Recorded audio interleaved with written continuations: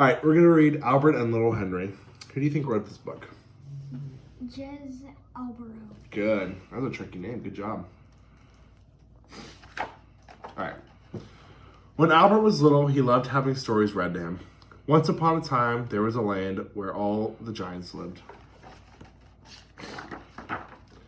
When he grew bigger, he started making up stories of his own. Once upon a time, bees were spotty and not stripy, and they didn't make honey; they made jam. Once upon a time, there was a car that ran on water. Albert's mom and dad loved to hear his stories, but one day everything changed. That was the day that little Henry arrived. Say hello to little Henry, Albert. What do you think? What happened there?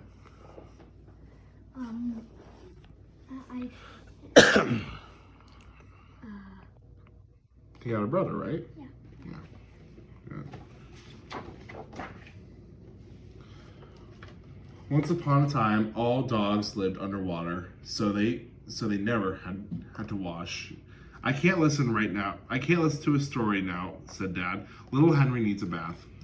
Once upon a time, there was an upside-down world where everyone went to bed in the morning. Not now, Albie, said Mom. I'm trying to get little Henry off to sleep. Once upon a time, we're a bit tired now, Albie, whispered Mom. Why don't you tell us a story later? So what's happening? He can't tell his parents stories because they're too busy. Good. So Albert went to his room to wait for later to come. Then something strange happened. He started to feel small. The next day, which was little Henry's party, Albert felt even smaller. But the odd thing was, no one seemed to notice how small he'd become.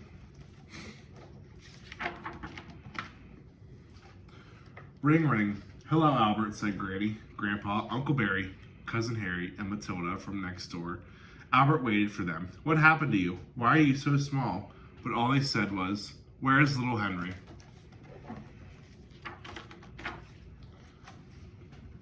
Oh, there he is. Oh, isn't he sweet? That's right. We've all come to see you. Hello, little Henry. Look, little Henry's smiling at us. Don't you just want to give him a cuddle?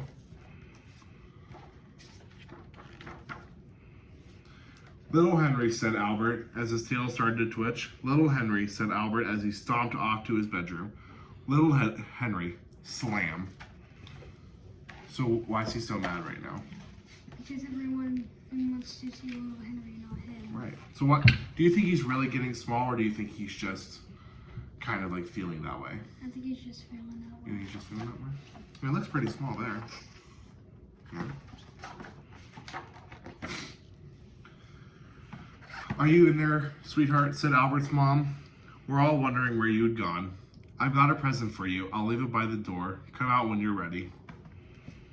What do you think the present's gonna be? I don't know. You don't know? Well, what's he been doing the whole story? What's he been doing? Telling stories. Telling stories? So what do you think, what's a good way for him to tell us stories without having to talk to everyone? A story. Getting a story. Getting a story? What do you think he's gonna do with all his stories in his head? If you have a story in your head and you don't want to tell someone, what do you do? You write it down? Oh, Yeah? You think that's what he's gonna do? Yeah.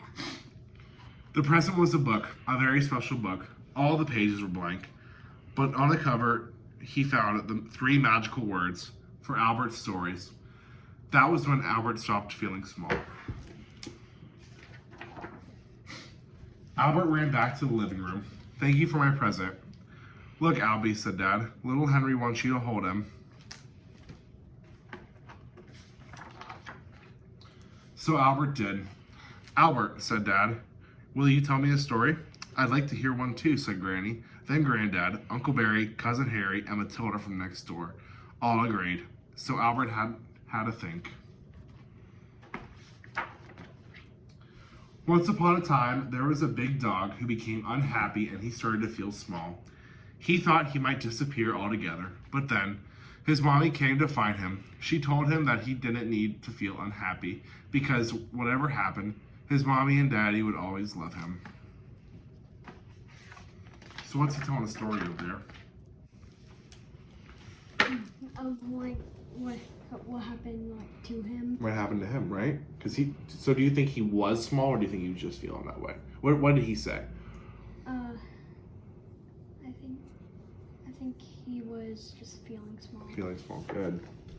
And from that day on, Albert never felt small again. So did you like this one?